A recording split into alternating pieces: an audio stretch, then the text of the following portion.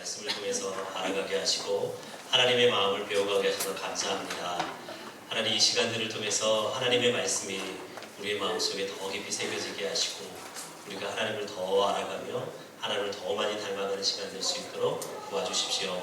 하나님, 새 힘과 새 능력을 구합니다. 피곤한 이 시간 하나님께서 함께 하셔서 기쁨으로 하나님의 말씀을 향해서 달려갈 수 있도록 도와주십시오. 예수님의 이름으로 기도합니다. 아멘. 하나님께서 이스라엘 백성의 구원자로 모세를 선택하시고 그 모세를 통해서 새로운 하나님의 백성을 만드실 것을 계획하시는데, 그 계획 가운데 모세가 이제 본격적으로 참여를 하게 됩니다. 이 사도행전 7장의 말씀에 보면 모세가 40살 나이가 됐을 때에 이스라엘 백성들을 돌아보기를 원하는 마음을 갖게 됩니다. 11절에 자기 형제들에게 가서 고되게 노동하는 것을 보고 라고 기록하고 있는데, 여기서 보았다 라고 하는 단어는 그냥 단순하게 노동하고 있는 것을 본 것이 아니라 그들의 상태, 그들의 형편이 어떠한지 자세히 살펴보기를 원했다라고 하는 의미가 담겨 있어요. 그렇게 자세히 살펴보려고 할 때에 12절의 말씀에 보면 애굽 사람들이 히브리 사람들을 치는 것을 보고 라고 기록하고 있습니다. 이 애굽 사람들이 히브리 사람들을 쳤어요. 그 뒤에 말씀에 보면 12절에 모세가 이 치는 사람을 아무도 없는 것을 보고 애굽 사람을 쳐 죽여 모래에 감추니라 라고 기록하는데, 이 애굽 사람이 히브리 사람을 치는 것, 또 모세가 애굽 사람을 쳐 죽인 것, 쳤다 라고 하는 단어와 쳐 죽였다 라고 하는 단어는 똑같은 단어를 사용하고 있습니다. 그러니까 애굽 사람이 히브리 사람들을 박해하고 압박하는데 그 과정 속에 어떻게 해요? 쳐 죽이는 일도 자행했다라는 거예요. 그 모습을 보고 모세가 눈이 뒤집혔던 것 같아요. 그래서 애굽 사람을 뭐하냐? 쳐 죽이는, 그리고 모래에 감추어 두게 됩니다. 모세는 40살 나이가 됐을 때에 하나님의 이스라엘 백성을 구원하는 작업을 무엇하기를 원하느냐? 40세라고 하는, 그리고 사도행전 7장의 말씀에 보면 애굽의 왕자로서 애굽의 모든 학문을 배웠다고 기록하고, 히브리서 11장의 말씀에 보면 애굽의 장군이라고 기록하는데, 이런 자신의 권력에 의지해서 이스라엘 사람들, 히브리 사람들을 구원하기를 원하는 마음이 있었던 것 같습니다. 그래서 이 작업을 수행해 가고 있는 거예요. 그래서 두 번째 날이 되었을 때 두 사람이 싸우는 것을 보고 중재하기를 원하나 히브리 사람의 모세가 다스리는 자와 재판관이 되는 것을 거부하죠. 히브리 사람이 논쟁하고 있는 것을 말리고 있는, 중재하는 모세를 향하여서 누가 너를 우리의 다스리는 자와 재판관으로 세웠느냐라고 하면서 모세의 중재를 거부해요. 이 말을 통해서 알 수 있는 것은 뭐냐? 모세가 히브리 사람들의 다스리는 자, 지도자로서 재판관으로서의 역할을 하길 원했다라는 것을 알 수 있죠. 모세는 지금 40세라고 하는 자기의 혈기와 애굽의 왕자라고 하는 자기의 지위와 장군이라고 하는 자기의 탁월함을 가지고 이스라엘 백성을 구원하기를 스스로 결정한다는 거예요. 그때 히브리 사람들이 모세를 거부합니다. 그리고 모세가 히브리 사람을 죽인 것이 탄로나게 되고 바로 왕에 의해서 쫓긴 바 되게 되죠. 바로가 죽이려고 하니까요. 그리고 모세가 뭐하냐? 미디안 땅으로 도피해서 십보라라는 여인과 결혼하고 게르솜이라고 하는 아들을 낳고 거주하게 돼요. 여러분, 모세를 선택하셔서 하나님은 이스라엘 백성을 구원하기로 결정하셨어요. 그런데 모세가 무엇하느냐? 자기 스스로 그 구원하는 작업을 진행하려고 합니다. 그때 어떤 결과가 일어나게 돼요? 자기 스스로 행하려고 할 때 실패하고 많은 일이 벌어지게 되죠. 여러분, 하나님의 일을 진행할 때에는 내 때가 아닌 하나님의 타이밍, 하나님의 때가 있다라고 이야기하죠. 시간에는 크로노스의 시간과 카이로스의 시간이 있다라고 이야기하는 것처럼 하나님께서는 카이로스의 시간, 정확한 하나님의 때에 하나님의 일을 진행하기를 원하세요. 그런데 모세는 하나님이 부르시기 그 전에 자신의 시간 맞죠. 자신의 스케줄에 맞죠. 타임테이블에 맞죠. 자신의 어떠한 권력에 맞죠. 이스라엘 백성을 구원하기로 결정합니다. 그런데 그 결과물이 무엇이었어요? 예, 미디안 광야에서 목동의 삶을 살아야 되는 인생으로 전락하게 되죠. 하나님께서 그를 통해서 이스라엘 백성을 구원하길 원하지만 그는 지금 목동의 모습으로 전락해 있는 것을 확인할 수 있습니다. 그리고 나서 기록되어지는 말씀에 보면 하나님께서 하나님의 때가 되었을 때에 이스라엘 백성을 구원하기로 결정하세요. 모세는 자기의 타임, 자기의 시간 스케줄에 맞추려서 움직이려고 하지만 하나님께서는 그 타이밍에 동조하지 않으십니다.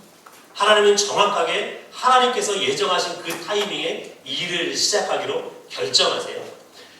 이스라엘 백성이 고된 노동으로 탄식하며 부르짖을 때에 고된 노동으로 말미암는 부르짖는 소리가 하나님 앞에 상달되었어요. 그때 하나님께서 고통 소리를 들으시고 아브라함과 이삭과 야곱에게 세운 그 언약을 기억하셨다라고 이야기합니다. 여러분, 기억하셨다라고 하는 단어는 자카르라고 하는 단어인데요. 기억했다라고 하는 것은 내가 어떤 것을 까먹었다가 어떤 것을 잊어버렸다가 새롭게 기억해서 떠올랐다라는 의미가 아니라 기억했다라고 하는 말은 하나님께서 행동하기 시작하셨다. 하나님께서 움직이기 시작하셨다라고 하는 의미가 담겨 있어요. 창세기 8장 1절의 말씀에 동일하게 자카르라고 하는 단어가 등장하는데 하나님께서 이 땅을 홍수로 다 심판하셨어요. 그때 하나님께서 누구를 기억하시냐? 방주에 살고 있는 노아와 노아의 자녀들과 방주 아래 있는 것을 기억하셨다, 자카르 하셨다라고 이야기합니다. 하나님께서 뭐 하시느냐? 이 방주 아래 있는 사람들을 기억하셔서 구원할 행위를 하기로 결정하세요. 그리고 이제 물이 점점 줄어드는 작업들을 하나님께서 해내 가시는 것들을 볼 수 있습니다. 하나님께서 이스라엘 백성의 고통 소리와 부르짖는 소리를 들으시고 아브라함과 이삭과 야곱에게 언약하신 것을 기억하시고 그 언약을 이루신, 즉 이스라엘 백성을 애굽 땅 가운데서 구원하셔서 가나안 땅으로 이끌어갈 행동을 하기를 시작하셨다라고 이야기해요. 정확하게 무슨 말이냐? 하나님께서 이스라엘 백성을 출애굽할 때가 되었다라는 겁니다. 그때 하나님께서 무엇 하시냐? 모세를 불러내시죠. 3장에 가면 하나님께서 호렙산에서 모세에게 나타나셔서 모세를 부르시는 장면을 볼 수 있어요. 그런데 이 장면을 1장에서 12장까지 큰 그림에서 볼 필요가 있는데요. 1장에서는 이스라엘 백성들이 애굽 땅에서 고통하죠. 누구로 인해서요? 바로로 인해서. 그런데 이스라엘 백성이 5장에서 12장의 말씀에 보면 이스라엘 백성이 고통이 아니라 구원의 현장을 경험하게 돼요. 어디에서요? 애굽에서 바로의 압제에서 구원받는 일이 벌어지게 되죠. B의 부분 보면 모세가 실패하는 장면이 기록되고 있습니다. 모세가 스스로 이스라엘 백성의 지도자가 되기를 원하고 재판관이 되기를 원하지만 그는 실패한 자의 모습으로 미디안 땅에 살고 있어요. 하나님께서 모세를 부르시죠. 그리고 모세를 이스라엘 백성의 지도자와 재판관으로 삼으세요. 이 말씀은 출애굽기 18장 13절 16절에 가면 정확하게 모세에 대해서 이스라엘 백성과 지도자와 재판관이라고 하는 표현이 등장하는데 하나님께서 모세를 부르실 때 그가 비로소 지도자와 재판관이 돼요. 중요한 건 뭐냐? 언제 하나님께서 모세를 부르시고 이스라엘 백성을 구원하시잖아요. 중간에 여호와께서 기억하셨다. 여호와께서 그들의 조상과 언약하신 내용을 기억하시고 행동하기로 결정하실 때 모세를 부르시고 그를 이스라엘 백성의 지도자와 재판관 삼으셔서 애굽에서 구원하는 역사가 이루어지게 됩니다.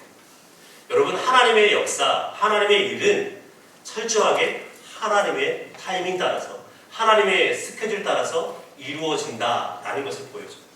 모세는 자신의 스케줄 따라 움직일 때 실패해요. 그러나 하나님께서는 당신의 때에 사람을 부르시고 그를 통해서 하나님의 역사를 이루시죠. 여러분, 애굽 땅에 들어가야 될 이스라엘 백성을 생각해 보세요. 하나님께서 애굽 땅 가운데 이스라엘 백성들을 가데스 바나의 불순종 때문에 40년 동안 가나안 땅을 광야를 배회하게 했다고 말씀하십니다. 다 죽이겠다고 말씀하세요. 그리고 40년의 시간이 흘렀어요. 이제 모압 평지에 있어요. 그들에게 남은 것은 뭐예요? 지금 이때가 어떤 때예요? 40년의 시간이 다 흐르고 가나안 땅에 들어갈 타이밍이에요. 하나님께서 가나안 땅을 주기로 결정하실 때라는 거예요. 그러면 하나님께서 뭐 하시는 거예요? 가나안 땅을 주시는 약속을 이행해 가시는 때라는 거예요. 하나님께서 지금 가나안 땅을 주실 거예요. 그러면 뭐예요? 이스라엘 백성들의 조상들 가데스 바네아라는 곳에서 40년 전에 불순종할 때에 그들은 뭐예요? 하나님께서 가지 말라고 하는데 자신들의 힘에 의지해서 자신들이 원하는 대로 가나안 땅을 진격해가죠. 그러다가 호르마라는 지역까지 이스라엘 백성이 대패하는 일이 벌어져요. 민수기 15장과 16장에 기록하는 말씀입니다. 자신들의 타이밍 따라 움직이려고 할 때예요. 그런데 40년의 시간이 흘렀어요. 하나님의 때가 되었어요. 이제 뭐하라고? 움직이라. 너희 조상 모세는 뭐예요? 자신의 타이밍대로 하려다가 실패했지만 하나님의 타이밍 따라 움직일 때 하나님께서 그를 통해서 구원의 역사를 이루죠.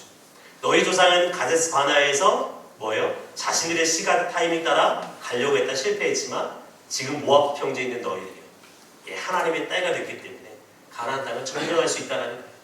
여러분 하나님의 역사는 이미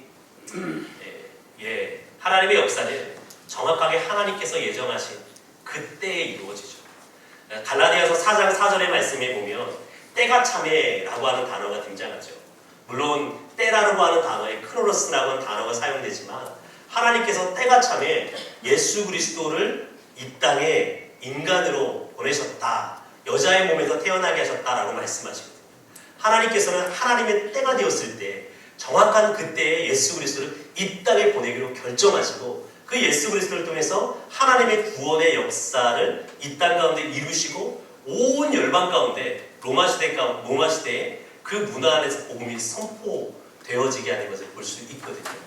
하나님의 탈 시간은 하나님의 역사는 정확하게 하나님께서 스스로 하나님의 때에 이루신다라고 하는 것을 모세의 이 부르심을 통해서 설명해 주고 있다라는 것이죠. 여러분 하나님께서 이 모세를 사명자로 부르시는데 이 3장에서 4장까지는 크게 이런 구조로 되어 있습니다. 이 구조가 굉장히 중요한 부분인데요. 3장 1절에서 4장 17절까지 여호와께서 모세에게 사명을 주시고 그를 사명자로 불러내세요. 그런데 모세는 하나님께서 부르실 때 5번에 걸쳐서 자신이 애굽에서 이스라엘 백성을 구원하는 그 역할을 감당할 수 없다라고 변명합니다. 그런데 하나님은 끝까지 모세를 하나님의 사명자로 불러내시죠. 그때 모세가 장인 이드로에게 애굽에 가서 내 동족을 보겠습니다 라고 이야기할 때 이드로가 뭐하냐? 평안히 가라 라고 이야기해요. 여러분 생각해보세요. 모세의 장인 이드로는 모세보다 더 나이가 많았겠죠. 이제 죽을 날이 얼마 남지 않았어요. 집안에 있는 사위, 내가 죽을 날이 얼마 남지 않아서 내가 죽은 다음에 뭐 치러줘야 돼요? 장례를 치러줘야 된다고요. 여러분 고대 사회의 장례라고 하는 것은 굉장히 중요한 일이죠. 그 가족 안에서 가장 최고의 지켜야 될 규례 중에 하나일 거라고요. 근데 그 모세가 떠나겠다라고 이야기해요. 어디요? 80살 된 늙은 몸을 이끌고 어디로 가겠다고요? 애굽 호렙산에서 미디안 방에서 어디요? 애굽으로 가겠대요. 애굽으로 가려면 어디를 지나야 되는데요? 광야를 지나야 돼요. 광야를 지나야 돼요. 물도 없고 먹을 것도 없고 짐승들이 날뛰는 불뱀들이 날뛰는 그 땅을 통과해 가야 된다. 여러분 내가 아끼는 사위라면 내가 사랑하는 사위라면 보내겠습니까? 가다가 죽을지도 모르는데. 그런데 어떻게 해요? 이대로는 사위 모세가 별로 싫었던 것 같아요. 평안히 가라라고 이야기해요. 농담이고요. 평안히 가라라고 이야기해요. 무엇이에요? 모세 자신의 부르심에 대해서 여전히 가기 싶어하지 않는 내 자신이 어떻게라도 나를 붙잡아서 핑계대고 싶은 그 모세를 자기니 평안히 가라라고 이야기해요. 무슨 말이에요? 모세가 하나님의 부름받았다라는 것을 장애를 통해서 하나님께서 보세요. 확증해 주세요. 확증해 주세요. 그리고 여호와께서 모세에게 다시 한번 말씀하세요. 내가 너희를 통해서 이스라엘 백성을 애굽 땅에서 구원하겠다라고 말씀하세요. 왜 말씀하실까요? 여전히 모세가 가고 싶지 않은 거예요. 하나님께서 가라고 하니 내가 장인의 허락을 받고 발걸음을 떼긴 뗐는데 떼고 싶지 않은 거예요. 가기 싫어요. 근데 하나님께서 뭘 하세요? 모세가 십보라와 함께 떠나는 일이 벌어집니다. 자기의 아내가 어떻게 해요? 모세와 함께 가겠다고 결정하고 애굽을 향해서 가요. 80세 된 늙은 노인이 여러분 길을 떠난다고 할 때 십보라는 어떻게 해야 돼요? 자기 남편을 옆에 두고요. 말려야죠. 집에 가다가 죽으면 어떡해요? 말려야죠. 그런데 그 여인이 자기 남편의 늙음을 보지 않고 하나님께서 부르셨다는 그것을 보고 자신도 그것에 동참하고 있는 것을 보여주고 있어요. 그때 모세가 그의 손에 무엇을 잡았다라고 이야기하냐면 하나님께서 모세에게 들려주었던 지팡이를 붙잡았다라고 이야기합니다. 모세의 부르심을 확증할 뿐만 아니라 모세가 애굽 땅에서 사역을 할 때 무엇을 따라서 사역했는데요? 그의 손에 붙잡은 하나님께서 함께 하시겠다고 하는 하나님의 능력의 표정인 하나님께서 그에게 주신 권위의 상징인 지팡이, 즉 하나님의 능력에 의지해서 애굽 땅 가운데 구원의 역할을 감당해야 된다는 것을 보여주고 있어요. 하나님께서 또 모세에게 말씀하세요. 왜 말씀할까요? 반복적이지만 모세 또 가기 싫어요. 안 갔으면 좋겠어요. 그런데 갑자기 모세의 자녀들을 하나님께서 죽이려고 하는 장면이 등장을 하네요. 여기에서 하나님께서 모세를 죽이려고 했다라고 번역할 수도 있고 모세의 자녀를 죽이려고 했다라고 번역할 수도 있어요. 이것은 이제 할례를 행하는 것을 이야기하는데 아마도 어렸을 때 태어난 지 8일 만에 할례를 받았던 것 같지요. 근데 그의 자녀들은 할례를 받지 않았어요. 그럴 때 하나님께서 뭐 하시느냐? 죽이려고 하는 일이 벌어지자 십보라가 뭐예요? 아이의 표피를 베어서 발해되었다라고 이야기해요. 발해되었다라고 하는 표현은 발해되었다고 하니까 남자 성기의 표피를 베어서 할례를 행하고 이 표피를 발에다가 이렇게 되었나 보다 생각할 수 있지만 이 발이라고 하는 표현은 이스라엘 사람들은 이 남자들의 성기를 표현할 때에 발이라고 하는 단어로 사용을 했거든요. 예, 발이라고 하는 표현으로 이 성적인 것을 직접적으로 표현하지 않는 것이 이스라엘 사람들의 문화였어요. 그래서 성기를 뭐하냐? 발에 되었다. 발로 표현합니다. 이걸 바자르라고 이야기합니다. 바자르라고 하는 단어를 사용하는데 대표적인 것이 격길로 가지만 아사왕이 등장하죠. 아사왕이 젊은 날에는 여호와를 온전하게 섬기지만 마지막에 아사왕이 여호와 하나님 앞에 타락해서 하나님의 선지자를 죽이는 일이 벌어지게 됩니다. 그때 하나님께서 그의 발에 병이 들게 하세요. 그의 발에 병이 들어서 죽게 되는 일이 벌어지거든요. 발에 병이 들었다. 하나님께서 심판하셔서 아사가 발에 무좀이 들었나 보구나 라고 생각할 수도 있는 거죠. 그러나 무좀 들렸다, 발병이 났다라고 하는 표현이 아니라 아사왕이 무엇에 걸렸다고요? 예, 성병에 걸렸다라고 하는 것을 이야기해요. 성병. 성병에 걸린 사람들은 어떻게 하는데? 하나님의 성전에 출입할 수 없어요. 하나님께 나아갈 수 없어요. 하나님께서 버리신 인간으로 치부됐다. 아사왕이 하나님 앞에 버림받은 인생이었다는 것을 그 표현을 통해서 이야기합니다. 발해됐다는 표현을 통해서 선기에 돼요. 어찌됐든 간에 하나님께서는 모세의 두 자녀를 할례를 행하게 하세요. 여러분 할례는 창세기 17장에 아브라함에게 말씀하실 때 하나님의 백성 되어진 상징으로 행하도록 하시죠. 이 할례라고 하는 것은 고대 근동사회에서 이미 있었던 제도예요. 애굽 땅에서는 14살 때에 할례를 행했어요. 여러분 그런데 히브리인들은 태어난 지 8일 만에 할례를 행하도록 하나님께서 제정하시죠. 그래서 창세기 2장의 말씀에 보면 이 바로 왕의 딸이 상자를 열어보고 뭐라고 이야기해요? 히브리인의 딸이구나, 히브리인의 아들이구나 라고 이야기하죠. 왜요? 호출을 보면 알 수 있어요. 유대인 애굽의 사람의 아이라면 뭐 하지 않아요? 태어나자마자 할례를 행하지 않는다고요. 14살 때 하니까. 근데 얘는 할례를 행했어요. 아, 유대인의 전통을 알고 있었던 것 같아요. 히브리인의 아이구나 라는 것을 그냥 단박에 알아내는 걸 볼 수 있죠. 어찌됐든 간에 할례를 행하는 것은 하나님의 백성 되었다라고 하는 것을 이야기하는데, 그 정체성을 확인하는데, 모세는 자기의 자녀도 뭐하지 않아요? 할례를 행하지 않는 것을 통해서 하나님의 백성 삼지 않고 있는 모습을 보여줍니다. 근데 모세는 지금 어디로 가고 있어요? 이스라엘 백성들에게 가서 이스라엘 백성들을 누구 삼겠다고요? 하나님의 백성 삼겠다고 지금 가고 있다고요. 하나님께서 뭐하라고 말하는 거예요? 너의 정체성을 똑바로 행할 것을 얘기해요. 너 정체성이 뭐야? 너와 너의 자녀의 정체성이 뭐야? 네가 하나님의 백성 삼기를 원한다면 너 누구부터요?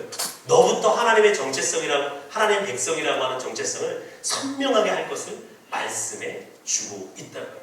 그의 정체성, 즉 모세의 가족이 하나님의 백성이라고 하는 하나님의 언약 관계 속에 있다라고 하는 것을 확신시켜 주고 있어요. 여호와께서 아론에게 말씀하셔서 아론이 모세를 만나는 일이 벌어지게 되고, 하나님께서 말씀하셨던 지팡이의 이적, 뱀이 되는 이적과 문둥병이 되는 이적을 행하게 하는 장면을 통해서 모세의 부름을 하나님께서 확인시켜주는 장면을 3장에서 4장까지 볼 수 있습니다.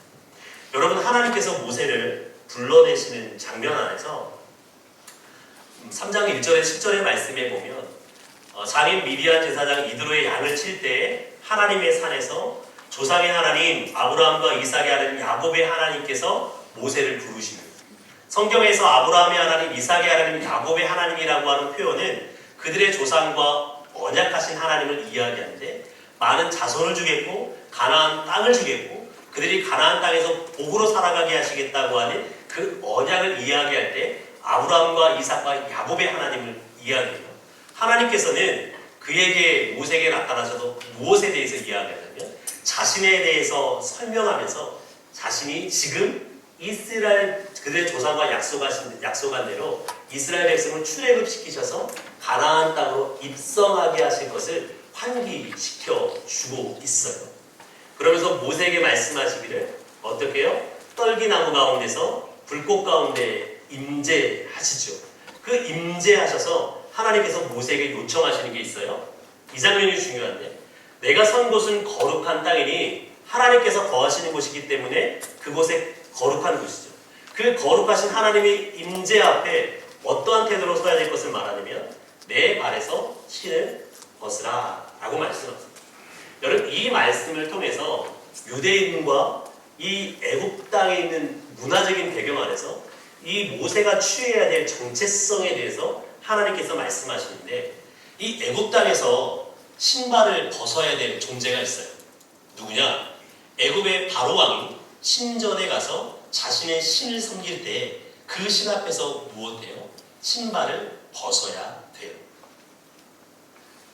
애굽의 바로 왕은 자신이 뭐예요? 일상생활할 때는 신을 신고 다녔지만 자신이 섬기는 신 앞에 가서는 뭐예요?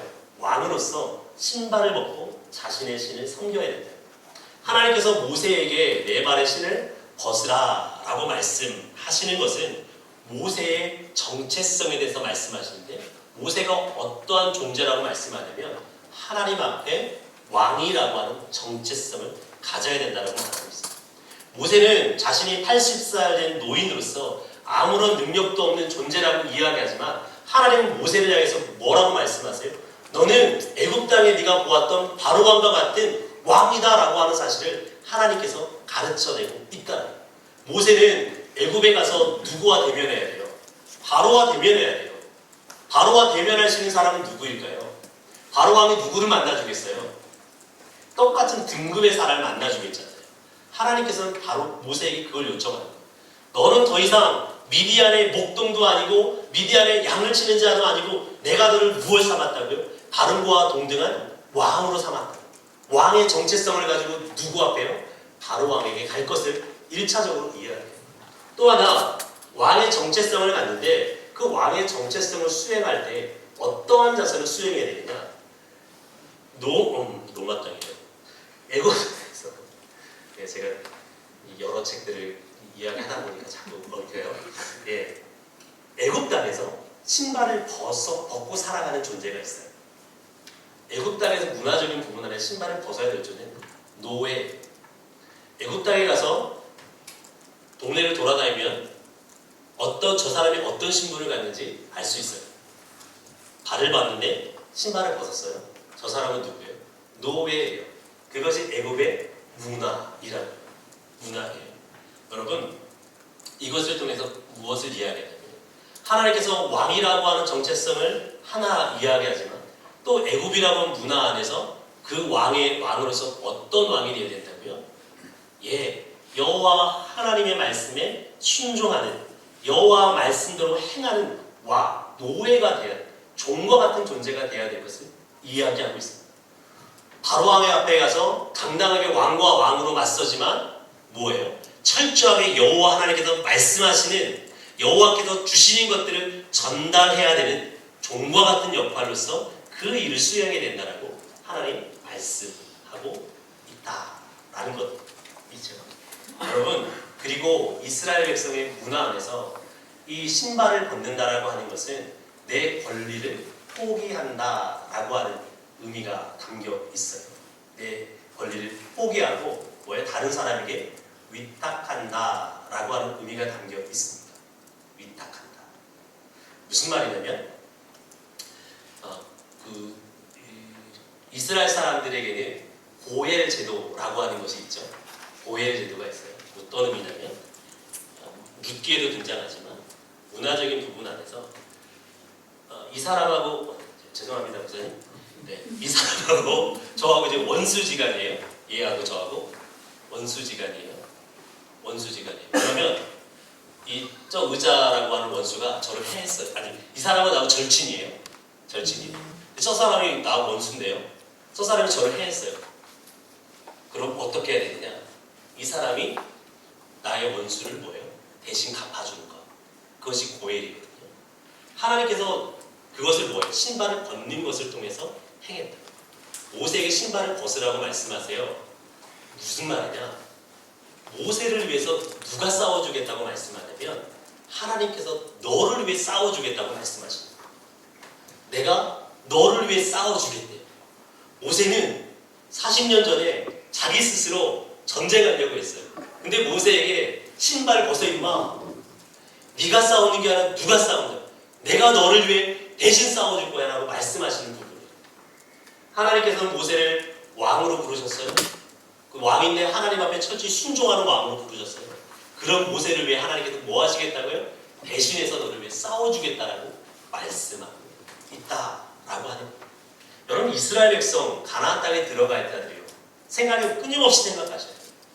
하나님께서는 가나안 땅에 많은 왕들이 있고 많은 족속들이 있지만 그들을 대할 때 이스라엘 백성의 지도자들이 뭐 해야 된다? 머리 숙이고 들어가는 존재가 아니라 왕과 왕으로서 담대히 나아가야 된다고. 뿐만 아니라 그 전쟁을 수행할 때 뭐 해야 된다고요? 종으로서 하나님께서 명령하신 대로 그 전쟁을 수행해야 된다고요. 그리고 그 전쟁의 승패를 누구에게 맡겨야 돼요? 내가 하는 것이 아니라 하나님께 맡기라고. 그러면 하나님께서 뭐예요?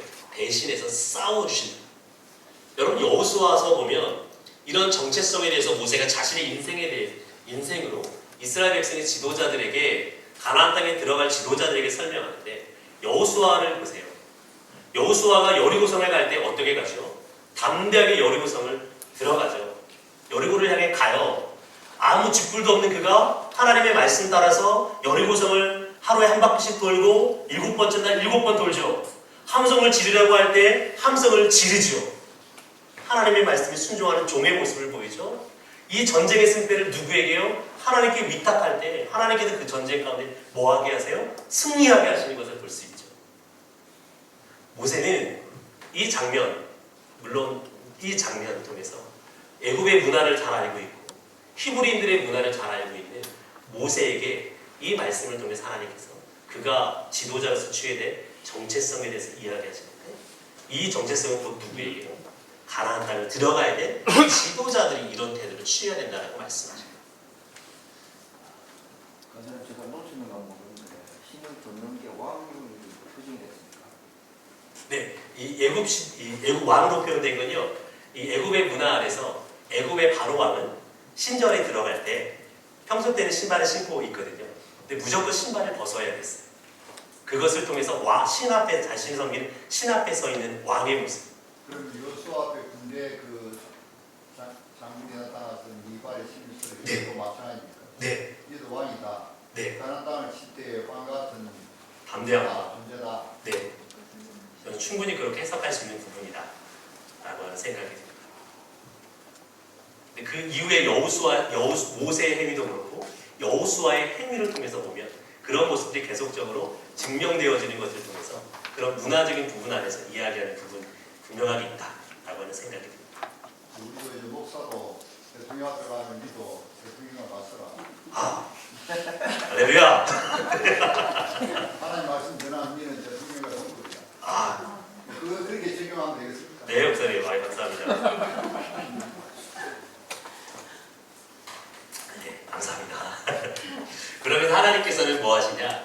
모세를 부르신 목적에 대해서 이야기하세요. 여호와 하나님의 계획이 무엇이냐? 다양한 동사들이 등장하는데요. 보고, 듣고, 알고, 내려가서 건져내고, 인도하여 데려가서 달라고, 보았다, 인도하여 낼 것이다. 결국 이스라엘 백성들을 애굽 땅에서 구원하셔서 가나안 땅으로 들어가겠다 하겠다라고 하나님 말씀하세요. 근데 누구를 통해서요? 하나님 정확하게 말씀해요. 내 계획은 이거다. 근데 누구를 통해서 하겠냐? 이제 내려가라. 누구에게 말씀? 이제 내려가라. 모세를 눈앞에 두고 말씀하세요. 이제 내려가라. 지금이 때라고 말씀하시는 거예요. 너를 보내어서 너를 통해서 하겠다. 지금 너를 보내어서 이스라엘 백성을 구원하게 하겠다. 모세에게 하나님께서 이 계획을 말씀하시면서 누구를요? 모세를 통해서 하기로 하셨어요. 여러분, 하나님께서 모세를 통해서 이 일을 하시겠다고 말씀하신 그대로 어떻게 하셨죠? 모세를 통해서 이루신 것을 볼 수 있죠. 출애굽기 안에서. 여러분, 이쪽을 보실 필요가 있는데요. 모세는 예전에는 왕자였어요. 근데 지금 목동이죠. 예전에는 애굽에 살았어요. 호화찬란한 문화 속에 살았다. 최신 문명 속에 살았어요. 근데 호렙산 아무것도 없는 광야에 살고 있는 인간이죠. 과거에는 스스로 지도자가 되고 재판관이 되려고 하고 구원하려고 했어요. 근데 지금은 하나님께서 모세를 부르고 계세요. 과거에는 혈기왕성한 40세 나이. 제가 40이 됐는데 혈기왕성한지는 모르겠습니다. 날이 갈수록 몸이 새해가고 있어가지고 너무 여러 나라를 다녀가지고 진짜 너무 새해가고 있습니다. 네. 지난주에는 제가 몽골 다녀왔고요. 그 전에는 도미니카를 다녀왔고요. 그 전에는 중국도 다녀왔던 것 같고, 그 전에는 콜롬비아도 다녀왔던 것 같고, 그 다음에는 멕시코도 경험했고, 그 다음에 키르기즈도 갔다 왔던 것 같고, 베트남도 갔다 왔고, 미얀마도 다녀왔고요. 하여튼 그래가지고요. 얘 어쨌든 40세라고 하는 평탄한 나이죠. 근데 지금 80세라고 하는 분이죠. 예전에는 왕자였죠. 지금은 종이에요. 예전에는 장군이었죠. 지금은 그냥 지팡이 하나 들고 목동 양을 치는 사람에 불과하다. 그리고 스스로 전쟁했고요. 하나님께서 스스로 전쟁할 때 실패하지만 하나님께서 함께 하실 때 10가지 재앙을 통해서 이스라엘을 구원하는 결과물을 가져오죠. 누가요? 모세를 통해서. 모세가 하나님의 말씀에 순종할 때에 그러한 일이 벌어져요. 하나님께서는 이스라엘 백성 지도자들에게 동일하게 이야기하시는 거죠. 목사님 말씀하셨던 것처럼 우리 지도자들에게 말씀하시는 거죠. 우리가 이 땅 가운데서 하나님의 백성들을 이끌어내는 작업들, 이 땅 가운데 하나님을 행하여 갈 때 하나님께서 우리는 왕이라고 말씀하시고요. 어떤 왕이요? 하나님의 말씀에 철저히 순종해야 되는 종과 같아요. 그리고 하나님께서 그렇게 한 그런 우리를 위해서 대신 싸워줍니다. 그러할 때 모세를 통해서 이스라엘 백성 40년 전에 할 수 없었던 모세를 통해서 하나님의 역사가 이루어진 것처럼 이스라엘 백성의 가나안 땅에 들어갈 지도자를 통해서 지금 이 시대에 우리를 통해서 이루실 것을 말씀하시죠. 그런데 중요한 것은 모세가 이런 하나님의 선명한 부르심을 받았음에도 불구하고 5번에 걸쳐서 하나님께 갈 수 없다라고 이야기합니다. 변명이기도 하고 거절이기도 하고 싫음이라고 이야기할 수 있는 5개의 변명들을 늘어놓습니다. 물론 모세는 자신의 부끄러운 과거를 이야기하고 있어요. 여러분 누가 자신의 부끄러운 과거를 이야기하고 싶게 했겠어요? 모세가 지금 자기가 펜을 들어서 자기 인생을 쓰고 있어요. 근데 그 쓰는 과정 속에서 부끄러웠던 자기의 모습 기록할 필요가 없을 수 있죠. 스킵해도 되죠. 자신의 과거에 영광스러웠던 하나님 앞에 순종했던 애굽의 여러 가지 재앙의 모습부터 써내려갈 수 있다고요.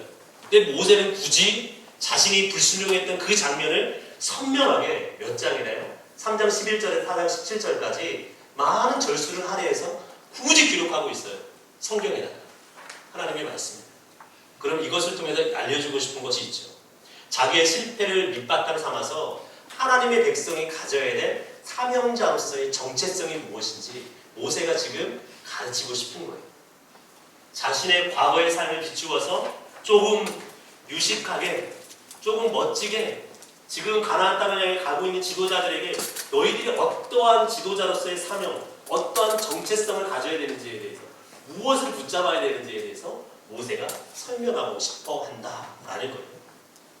첫 번째, 모세가 내가 누구에게 바로게 가며 이스라엘 자손을 애굽에서 인도하여 내리까? 라고 이야기할 때 하나님께서 함께 하겠다고 말씀하시고요.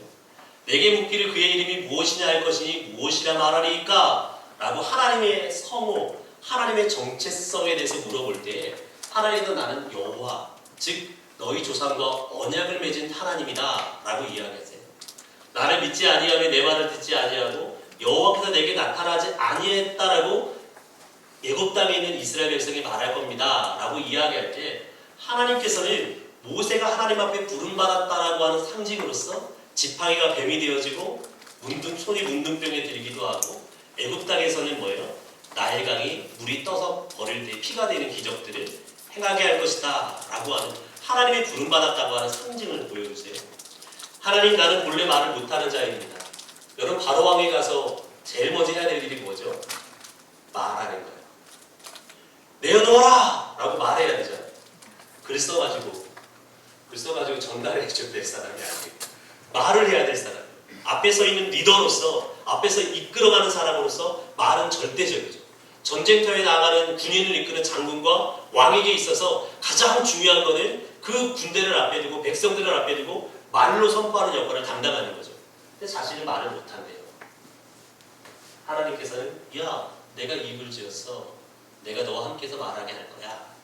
주여 보낼 만한 자를 보내십시오. 끝까지 갈 수 없다라고 말하죠. 그때 하나님께서는 내가 아론을 준비할게 라고 말씀하세요. 그러면서 내가 보내세요. 첫 번째 변명에서 사명자는 누구인가? 사명자는 누구인가? 내가 누구에게 바로에게 가며, 여러분 모세는 자기가 부적격자라고 하는 것을 이해하게요. 여러분 40년 전에 모세는 어떤 사람이었습니까? 애굽 땅에 살 때에 자신의 힘에 의지해서 이스라엘 백성을 구원하기를 원했지만 자신의 민족에게 뭐한 사람이에요? 거부당한 사람이었어요.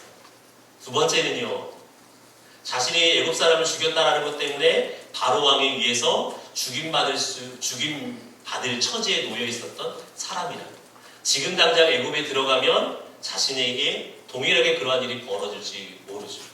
모세는 하나님, 나는 애굽 이스라엘 사람들에게 버림받아서 거부된 사람이고 바로가 찾는 죽이길 원하는 사람입니다 라고 하면서 핑계를 대죠.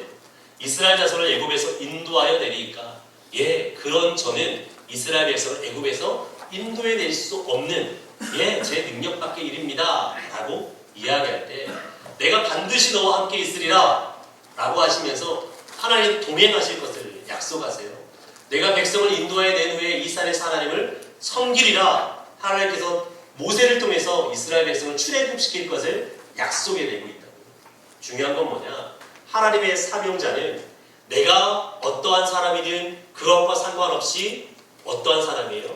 하나님께서 함께하는 사람이다라는 거예요. 하나님께서는 우리가 어떠한 존재에든 상관없이 우리를 하나님의 사람으로 부르시고 우리를 통해 어떠한 일을 이루기를 원하신다면 하나님께서 함께 하셔서 그 일을 이루시는 분이라는 거예요. 여러분 이스라엘 백성들 광야의 40년의 시간을 지나면서 여호와 하나님 앞에 얼마나 많은 불순종을 행하는 인간들인지 모릅니다. 레위기를 지나고 민수기를 하시겠지만 민수기 안에서 끊임없이 이스라엘 백성들이 여호와 하나님 앞에 불순종하며 여호와 하나님을 거부하며 여호와 하나님을 떠나는 일을 반복해요.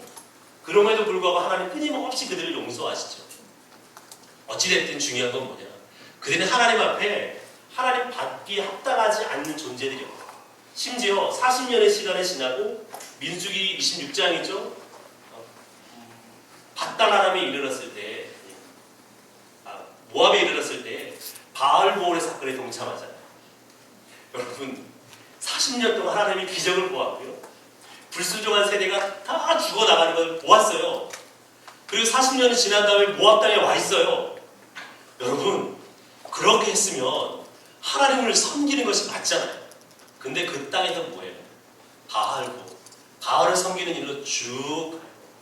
바알을 섬기는 제단에 가서 바알신에게 우상 섬길 뿐만 아니라 그 여인들을 자기 집으로 데리고 와서 하나님께서 거하시는 그 진영 중에서 여인과 성관계를 갖는다.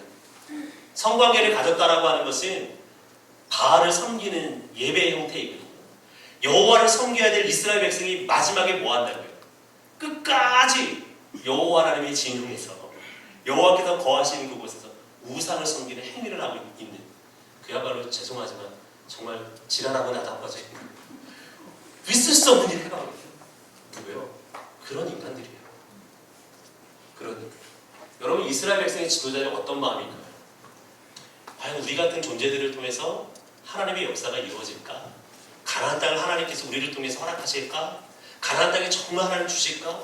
우리의 모습 보시기에는 도무지 가나안 땅을 주실 것 같지 않는데, 근데 중요한 건 뭐예요? 하나님께서 그러하다 할지라도 내가 너와 함께해서 내가 그 일을 이룰 거야. 하나님의 사명자는 철저하게 어떤 사람이에요? 예, 하나님과 함께하는 자, 하나님께서 함께해 주시는 자라고 하는 것. 그것으로부터 우리의 정체성이 드러나게 되는 것이죠. 두 번째 모세가 이야기하기는 하나님의 이름이 무엇입니까? 라고 이야기할 때 하나님께서 이렇게 말씀하세요. 나는 스스로 있는 자니라. 성경 말씀 중에 제일 해석하기 어려운 말씀이라고 이야기해요. 그래서 저도 깊이 있게 해석하지는 않겠습니다. 에흐에 아슈에르 에흐에 라고 하는 나는 나다, 나는 스스로 존재한다, 나는 존재하는 나다, 다양한 말로 해석하는 말씀이에요. 우리가 통칭해서 여호와라고 이야기하죠. 하나님께서 대대로 기억하신 이름으로 말씀하시는데, 여호와라고 말씀하시면서 곧바로 하나님께서 어떤 말씀하냐면 아브라함과 이삭과 야곱에게 언약하신 하나님이라고 말씀을 하세요. 즉 여호와라고 하는 이름을 주시면서 그 이름 이꼴 뭐예요? 아브라함과 이삭과 야곱에게 자손과 가나안 땅을 주시고 그 가운데 복으로 살아가게 하신 것을 약속하신 하나님이라고 하는 것을 여호와라고 하는 이름을 통해서 이야기해내고 있다는 거예요. 이스라엘 백성에게 찾아가서 뭐라고요? 너에게 어떤 하나님이 나타났냐? 라고 물을 때 너희 조상들에게 가나안 땅을 주겠다고 약속하신 그 하나님께서 지금 나타나셔서 가나안 땅으로 너희를 이끌기를 원하신다라고 말하라고 이야기하고 있습니다. 그러면서 하나님께서는 이스라엘 백성들을 이끄시는 약속에 대해서 반복적으로 이야기를 하세요. 창세기에서 말씀하신 내용을 또 출애굽기에서 모세에게 불러내시기 위해서 하신 말씀을 출애굽기 3장에서 다시 한번 하나님께서 똑같이 반복하고 있는 것을 보게 돼요. 여호와 하나님께서 이스라엘 백성에게 약속하신 내용을 그대로 성취하기 위해서 지금 오셨다라고 모세에게 전달하라고 하는 거죠. 그 여호와 하나님께서 뭐 하셨어요? 지금 이스라엘 백성들에게 말씀하신 것처럼 이 역사들을 그대로 이루셨어요. 남은 한 가지 있다면 모압 땅에서 뭐 하시는 거예요? 가나안 땅에 들어가기만 하면 되는 그 약속 한 가지만 남아있어요. 400년이 잡고 3대 만에 애국을 재앙으로 심판하시고 그들을 구원해내셨어요. 구원해내셨어요. 광야의 시간에 다, 그리고 나올 때 재물을 이끌고 나오게 하셨어요. 광야의 시간을 지나고 나머지 하나 가나안 땅에 들어가기만 하면 돼요. 그 약속 한 가지만 남았다고요. 이제 그 이전의 약속을 다 지키신 여호와 하나님께서 남은 한 가지 약속을 모아 지키실 것을 이스라엘 백성의 지도자에게 이야기하는 거죠. 여러분 이 여호와라고 하는 이름을 통해서 이야기하시고 계시고요.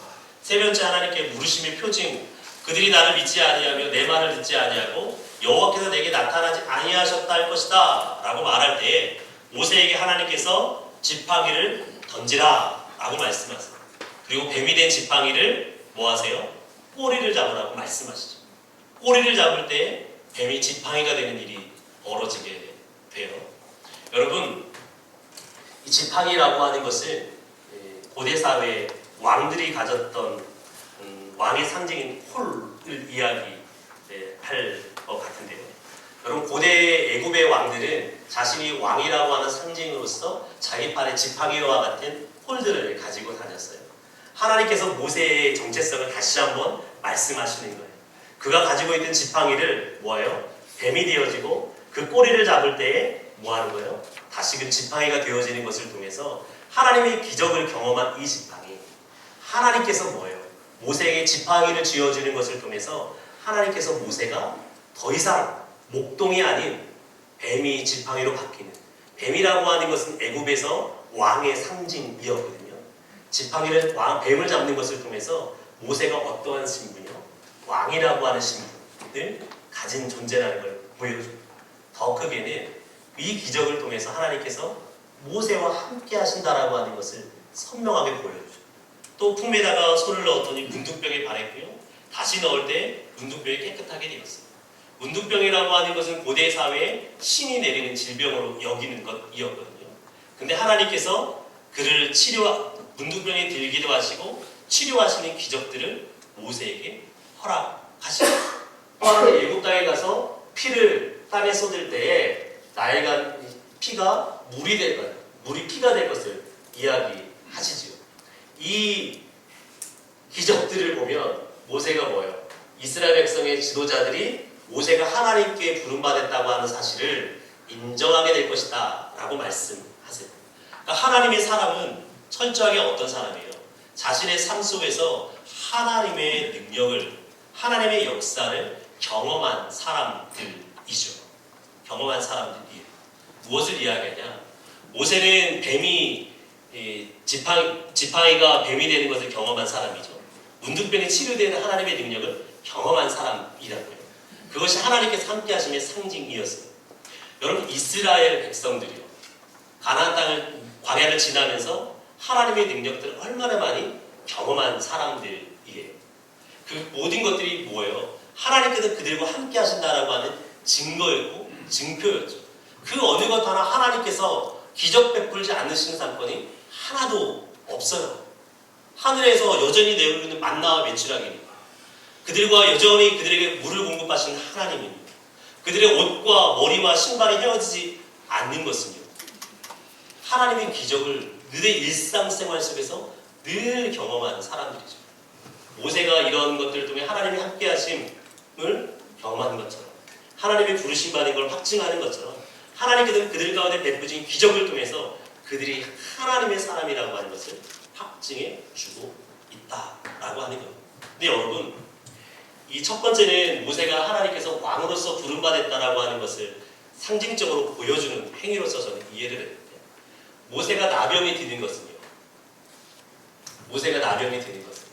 하나님께서 이 나병이 드는 것을 통해서 모세에게 이야기하고 싶은 것이 있는 것 같아요.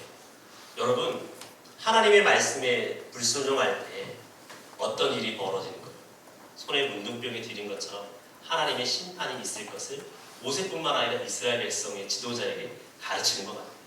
이것을 실제로 경험한 인간이 있죠. 모세의 누나였던 미리암이 모세를 대적하는 것을 통해 하나님의 말씀에 불순종할 때 미리암이 문둥병이 드는 일이 벌어져요. 진영 밖으로 쫓겨나는 일이 벌어져요. 이스라엘 백성의 광야 기간 동안에 하나님의 말씀에 불순종한 자들이 경험하게 되는 일들을 보게 되었다. 이스라엘 백성 지도자들에게 저는 그렇게 보여주는 것 같아요. 미리암의 사건을 기억하고 있는 이스라엘 백성 지도자들에게 그들이 하나님의 말씀에 불순종할 때에 어떤 결과가 있을 것인지. 지금 이스라엘 백성들은 가나안 땅으로 들어가고 있죠. 가나안 땅으로 들어갈 때 철저히 그들이 여호와 하나님의 말씀에 순종해야 돼요. 순종하지 않을 때 어떤 일이요? 미련과 같은 일이 벌어질 수 있을 것에 대해서 이야기하는 부분이 아닌가라고 하는 생각을 해보았고요.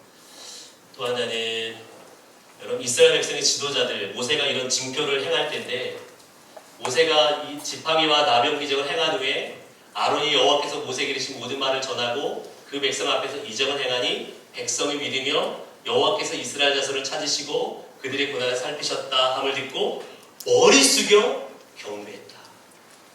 모세가 모세가 문둥병 기적을 행할 때 이스라엘 백성들이 모세를 뭐했어요? 인정했어요. 야, 하나님께서 보내신 사명자구나. 하나님께서 우리에게 보내신 사역자구나. 라는 거예요.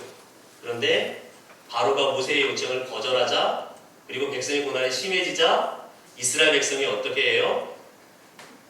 그들에게 이르되 너희가 우리를 바로의 눈과 그의 신하의 눈에 미운 것이 되게 하고 그들의 손에 칼을 주어 우리를 죽이게 하는도다. 여호와는 너희를 살피시고 판단하기를 원하노라.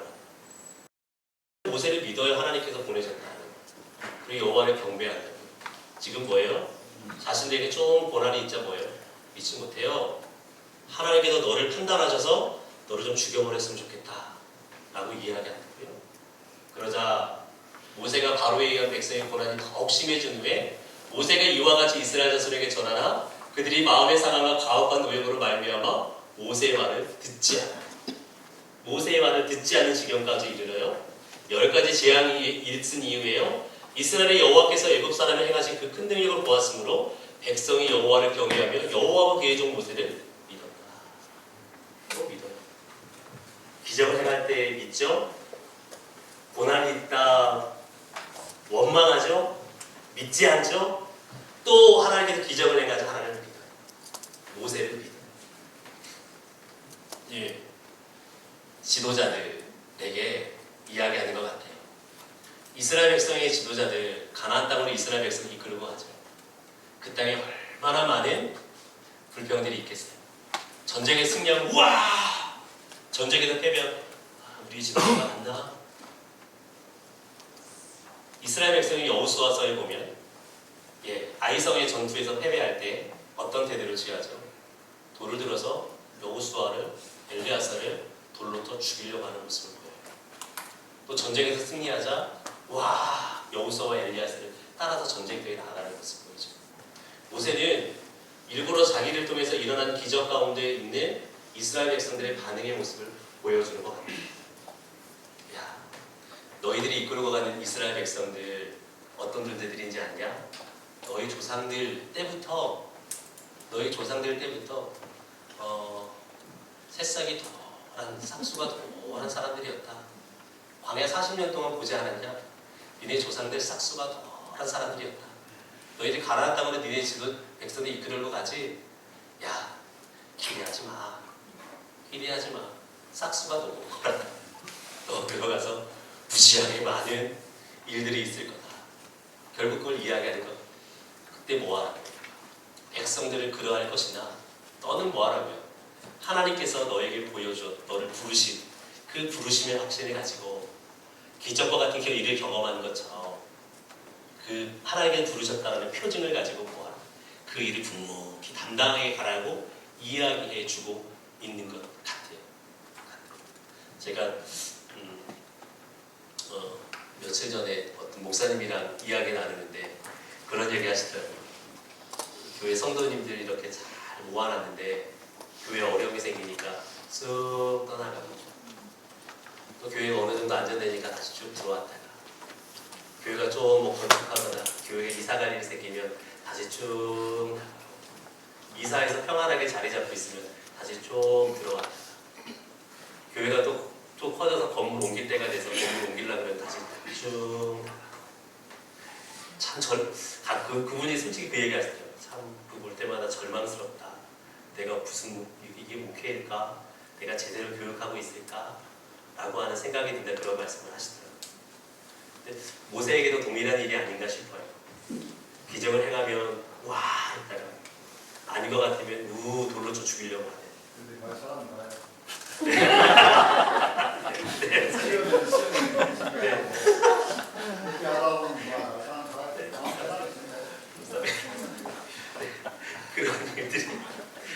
그러한 일들이 있을 거라는 거죠. 그럼에도 모세도 하나님께 너를 부르셨기 때문에 부르셨다라는 증거가 있잖아요.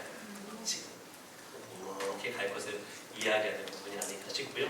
마지막 한 가지만 할게요. 아이고 여기까지만 하겠습니다. 시간이 됐어요. 제가 이제 식사 시간 됐는데요. 맛있게 식사하시고 또 7시에 뵙겠습니다. 제가 기도하고 아니 그냥 식사하시죠. 감사합니다.